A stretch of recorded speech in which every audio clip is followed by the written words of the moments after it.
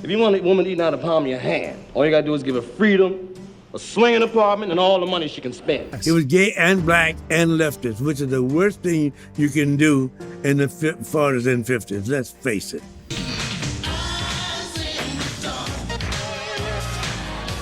Sherman Hemsley had the world laughing as the loud, no-nonsense George Jefferson, but behind the scenes.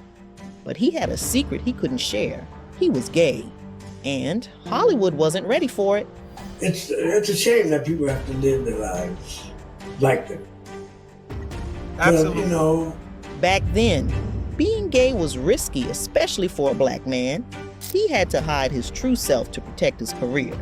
Now, the truth is finally out. Let's look at the secret he kept and why he had to hide it. My father, he worked in a printing press. My mother, she was like When Sherman Hemsley was a teenager, his life was not easy.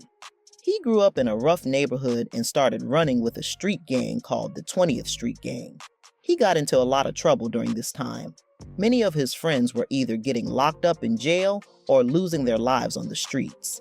Seeing this happen around him, Sherman realized that he did not want to end up the same way. He wanted to do something better with his life. To escape the dangers of the street, Sherman decided to drop out of high school in the 10th grade. That's where I first started acting, was in school, elementary school, 2nd grade, I think. He then joined the U.S. Air Force, hoping for a fresh start. The military gave him discipline and structure, something he had never really experienced before. He served in the Air Force for 4 years, learning a lot about responsibility and hard work. However, deep down, he knew that being a soldier was not his true passion. He had always dreamed of becoming an actor. After finishing his time in the Air Force, Sherman did not want to go back to his old neighborhood. He wanted to follow his dreams, so he enrolled at the Philadelphia Academy of Dramatic Arts. He believed that studying acting would help him build a future in show business. While attending acting school, he needed money to support himself, so he got a job at the post office. The job was not exciting, but it helped him pay his bills while he figured out his next move. Anyway, I didn't continue until I went in the Air Force and came out. And I was about 22 at the time. One day, Sherman saw an ad in a newspaper. A local theater was looking for actors to be in a play. This was the opportunity he had been waiting for. He tried out for the role, and to his surprise, he got the part. This was just the beginning. After that, he started landing roles in many plays in Philadelphia. Performing in theater made him feel alive, and he wanted to take his acting career even further. Sherman knew that if he wanted to become a big actor, he needed to be in a bigger city. So, he got a job transfer to New York.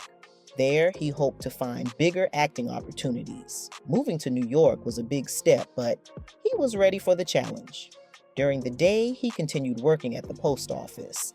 At night, he would go to auditions and perform in plays. He was determined to make a name for himself in the world of acting. While in New York, Sherman joined a group called the Negro Ensemble Company.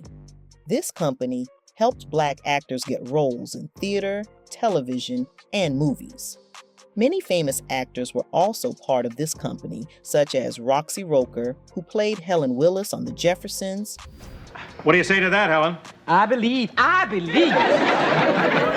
John Amos from Good Times. You to take the garbage out right now? Why, Dad? Because if you didn't, I was going to yell my head off! Antonio Fargas. That's me. I'm a lawyer.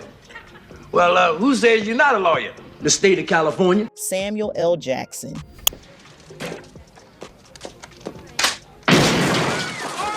And Esther Rolle. And these are my children. That's Michael, Thelma, and JJ. Being part of this company gave Sherman more opportunities to improve his skills and connect with important people in the acting world. One of Sherman's biggest breaks came when he landed a role in a Broadway play called Pearly Victorious. In the play, he played a character named Get Low, an Uncle Tom type of role. This play gave him the chance to show his acting talent to a bigger audience, including some very important people in the entertainment industry. I didn't start continuing until I went in the Air Force and came out. And I was about 22 at the time. One night, while Sherman was performing in Purley Victorious, a well-known television producer named Norman Lear was in the audience.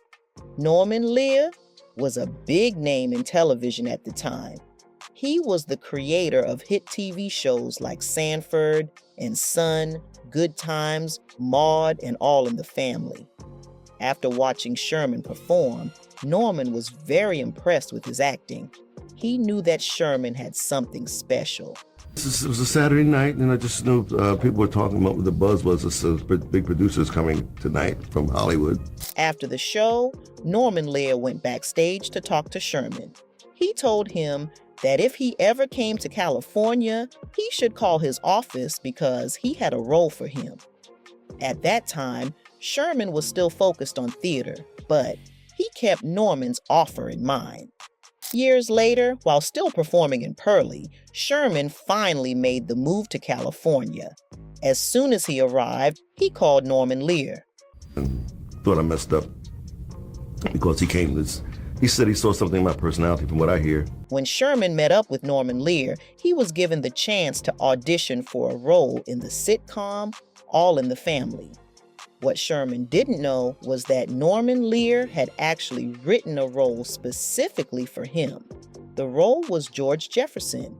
Norman had been looking for the right person to play this character, and ever since he had seen Sherman in Purley, he knew that he was the perfect fit. Last week, I bought 40,000 bushels, and it looks like it's going to be a flood in Peoria, and that should wipe out the whole... At that time, All in the Family was one of the most popular TV shows in America, with over 60 million viewers every week.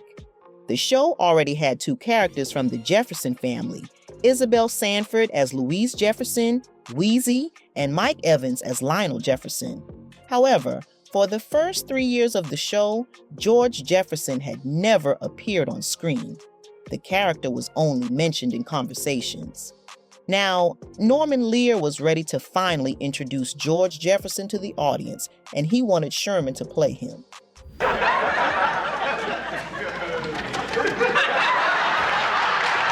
Sherman's audition went great, and he was officially cast as George Jefferson. This role would change his life forever. People loved his character so much that eventually the Jeffersons got its own spin-off show. The show became a huge success and ran for 11 seasons. Sherman had gone from being a kid in a street gang to becoming a famous TV star. His journey was proof that no matter where you come from, with hard work and determination, you can achieve your dreams. You got a problem? No, but it sure looks like you do. Now, let's talk about his sexuality. Back in the day, being black and being gay was not easy, especially in Hollywood. It was a time when people had to hide who they really were. If you were black and gay, it was even harder. People would judge you, and it could ruin your career. It was a different time. Sherman Hemsley he's rumored. I don't know if he ever came out. Sherman had to keep a big part of his life a secret. He was gay, but he never talked about it in public. Many people in Hollywood knew, but it was something that was not openly discussed. Back then, if a black actor came out as gay, it could be the end of their career. Even today, things are not completely fair. If a white actor comes out as gay, it is more accepted. But for black actors, there is still a struggle. Hollywood has come a long way, but that double standard still exists. Some black actors feel they have to stay quiet about their personal lives to keep getting jobs. It's a shame that people have to live their lives like that. Absolutely. Hemsley moved from Los Angeles to El Paso, Texas. Many people believe he made the move because he wanted privacy and didn't want to deal with the busy city life anymore. However, there are some rumors suggesting that the reason he moved might not be as simple as just wanting peace and quiet. It's said that Hemsley had a male lover living with him at the time. Some stories claim that this lover was controlling Hemsley, including his finances and even stealing from him. Allegedly, this lover pushed Sherman to move to El Paso to escape the attention of others and to keep things secret. In an interview, actor Garrett Morris mentioned that Hemsley's sexual orientation was something many people in Hollywood knew about. Morris explained that it wasn't really a secret and that he had known for a long time. He even said it was unfortunate that someone had to keep their sexuality quiet, especially in a world that says it values freedom and equality. He felt that it was wrong for people to hide who they are, and he pointed out how some politicians and leaders were still saying hurtful things about people who are gay. About Biden, because you know he was gay. Yes. He was gay and black and leftist, which is the worst thing. But the gossip didn't stop there. There were rumors that Hemsley had a particular taste when it came to his partners. Some people say that he was especially interested in young Latino or Dominican men. Word on the street is that he was willing to pay a lot of money to get the company of these men, especially those in their 20s.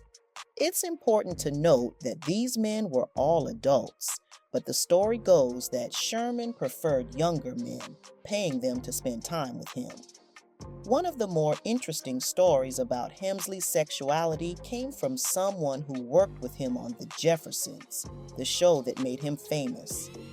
This person shared a story about how Hemsley would often travel for work and bring his male lover along. Apparently, at one point, the show's assistant kept booking them in different hotel rooms.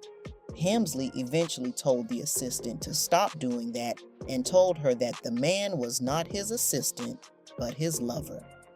The woman who shared the story said that after this moment, Hemsley laughed it off as if he thought it was funny that people had misunderstood. Another rumor about Hemsley came from an interview on the Howard Stern show.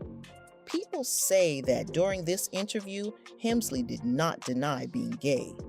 Howard Stern later said that he didn't think it was a surprise. He seemed to believe that everyone already knew about Hemsley's sexuality, and it wasn't something that needed to be explained. So let's talk about what happened when he appeared on the Howard Stern show. Howard Stern loved to push the limits, but this time he went way too far. During this episode, Stern wore blackface, which is when a white person paints their face black to imitate a black person. This is seen as very offensive because it has a long history of being used to mock black people. Sherman, sitting next to him, wore a dreadlock wig. They were making fun of a controversial skit done by Whoopi Goldberg and her boyfriend at the time, Ted Danson. But instead of being funny, the whole thing just felt wrong. You know, Robin, Whoopi is a whole lot prettier after you drunk a couple of bottles of this here malt liquor. The skit they were mocking happened when Ted Danson, a white actor, appeared in blackface at a comedy event. He also used the N-word many times. People were shocked and upset, asking why he had to do something so offensive just for comedy. Many thought this was completely unacceptable. Surprisingly, Whoopi defended Ted, saying it was all just a joke. She said she had helped write the skit, so she didn't see anything wrong with it. Howard Stern saw this as an opportunity to create his own version of the skit on his show. He wore blackface, and Sherman Hemsley acted as Whoopi Goldberg. Sherman laughed and played along, saying things like, "Ted, you're so crazy." Meanwhile, Stern kept using racial slurs, just like Ted had done in the original skit. The audience didn't know how to react. Was this supposed to be a joke or a serious message? Whatever Stern's intentions were, it didn't go over well. Besides, Whoopi done wrote everything I'm going to say here tonight, so it's all right. Ain't that right, you smelly nigger? Stern later claimed he was trying to show how bad the original skit was, but many people felt he was just using it as an excuse to say offensive things himself. Sherman Hemsley, a respected actor, suddenly found himself in a very uncomfortable position. People didn't understand why he had agreed to be part of something so tasteless. Fans started to wonder if he had done it for money. At that time, there were rumors that Sherman was struggling financially. Some people believed he wouldn't have done something like this unless he really needed the money. It was sad to think that a man who had made so many people laugh might have been desperate enough to take part in something so controversial. Others wondered if he had been pressured into it. Could someone have convinced him to go along with it? Did he feel like he had no choice? There was no proof of this, but people still had questions. I got some more jokes for your New Year's Eve party there. You're not tired of this. After this controversy, Sherman stayed away from public drama. He later appeared on the celebrity version of Who Wants to Be a Millionaire. He won $125,000, proving he was still quick-witted and smart. Fans were happy to see him shine again. Want to take a guess?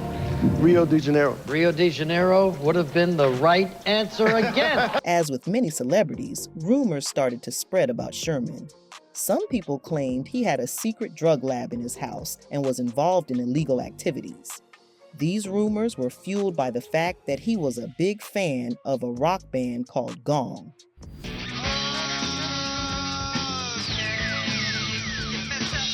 One of the band members, David Allen, said that Sherman loved their music.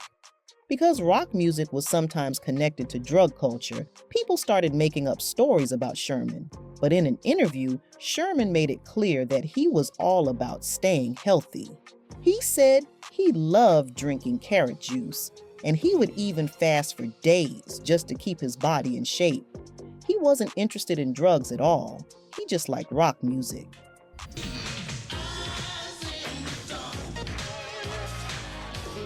After the Jeffersons, Sherman took a role as Deacon Ernest Fry on the sitcom Amen. Allegedly made them sick. Personally, I don't believe a word of it. This show ran for about 5 seasons, and many people loved it.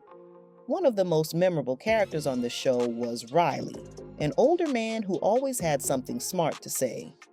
Riley was played by Jester Hairston, who was 90 years old at the time. Before Amen, he had been on the Amos and Andy show back in the 1940s or 1950s. That's a long career.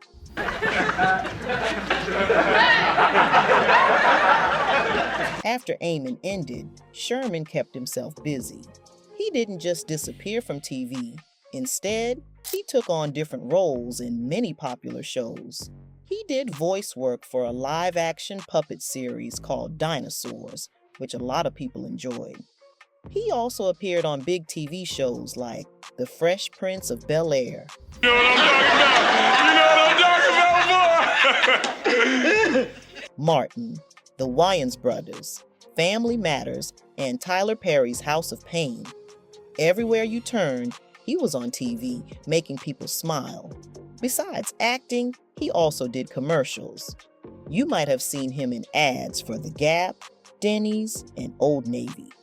He was always working, trying to stay in the entertainment world and make a living. But despite his success, money problems caught up with him.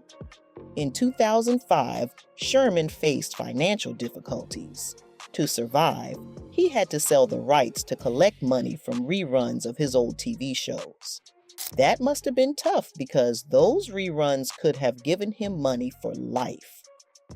Celebrating a TV legend, Sherman Hemsley, the star of the landmark TV series. In July 2012, Sherman Hemsley passed away at his home in El Paso. The cause was lung cancer. What made this shocking was that he was always healthy. His friends said he was one of the healthiest people they knew. He always talked about eating right and taking care of the body, so when he got sick, it was a surprise to everyone. A month before he passed, his face started swelling, and Flora, his friend and manager, took him to the hospital. At first, doctors said everything looked fine, but then another doctor ran more tests and found a large mass on his right lung. It was a serious problem. Unfortunately, Sherman didn't have much time left. Sherman was a strong and healthy man. He ate only organic food, lots of fruits and vegetables. He was always juicing and working out. Exercise was a big part of his life. He took care of his body and never seemed sick. So, when he was told he had lung cancer, it was shocking. He had stopped smoking years ago when he was a teenager. It didn't make sense. The cancer was rare and the doctor said there was nothing they could do. He was diagnosed in early June, and just 1 month later, he was gone. It all happened so fast. Doctors suggested chemotherapy, but Sherman refused. He was a spiritual man and believed in natural healing. He always said putting that kind of medicine in his body was like putting poison in it. He didn't trust those treatments. Besides, he didn't even feel sick. That was the strangest part. He had cancer, but he didn't feel like anything was wrong. He felt strong and normal. The doctors who treated Sherman were the same ones who treated Flora Inching's family. Flora's mother, father, and brother all died from cancer. It was a strange coincidence.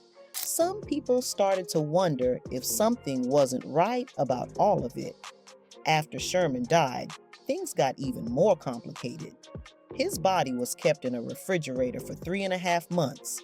It was put on ice because of a legal fight. His business manager, Flora, and his half-brother, Richard Thornton, both claimed the right to handle his remains. They couldn't agree on what to do with his body.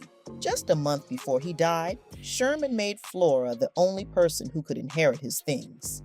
His estate was worth $50,000. Flora wanted to give him a military funeral to honor his life. But when his body arrived at the morgue, the medical examiner used Sherman's cell phone to find his next of kin. That's when they found Richard Thornton, his half-brother. Richard had the same father as Sherman. He believed Sherman should be buried in Pennsylvania, his hometown. This led to even more fighting over what would happen to Sherman's body. You know, folks, this is a bit of a heartbreaker for all of us who grew up watching the popular sitcom The Jeffersons. After he passed away in 2012, a big legal fight started over his will and where he should be buried. Hemsley had written a will just 1 month before he died. In this will, he left everything to his business manager, Flora Inchington. But after his death, a man named Richard Thornton came forward saying he was Hemsley's half-brother. He filed a lawsuit, arguing that the will was not valid. He believed that, as Hemsley's closest blood relative, he should have control over his estate. To prove his connection, Thornton took a DNA test, and the results confirmed that he was indeed Hemsley's half-brother. Then, another person entered the fight. A man named Reverend Michael George Wells claimed he was Hemsley's cousin from his mother's side. He argued that he was the closest living family member and had a say in what should happen. Both Thornton and Wells agreed that Hemsley should be buried in his hometown. They also questioned whether he was in the right state of mind when he wrote the will, especially since it was done so close to his death. At the same time, Flora Inchington, the business manager named in the will, was standing her ground. She insisted that the will was real and that Hemsley made his own decisions. Meanwhile, Thornton and Wells claimed they were not after money, but they were also challenging her over the rights to Hemsley's TV royalties. Because of all the legal battles, it took nearly 4 months before Hemsley could be buried. In the end, the court ruled in favor of Flora Inchington, stating that the will was valid. After months of fighting, Hemsley was finally laid to rest. Despite all the drama, Sherman Hemsley had an amazing career. He was nominated for an Emmy in 1984 and a Golden Globe in 1985 for The Jeffersons. He also won an NAACP Image Award in 1982. In 2012, he was honored by being inducted into the Television Academy Hall of Fame. Years after his passing, his legacy lived on. In 2019, Jimmy Kimmel did a live recreation of All in the Family and The Jeffersons. Actor Jamie Foxx played George Jefferson, Wanda Sykes played his wife Louise, and Jennifer Hudson performed the classic theme song. It was a way to celebrate the impact of The Jeffersons and the work of Sherman Hemsley. R.I.P. to the legend, Sherman Hemsley.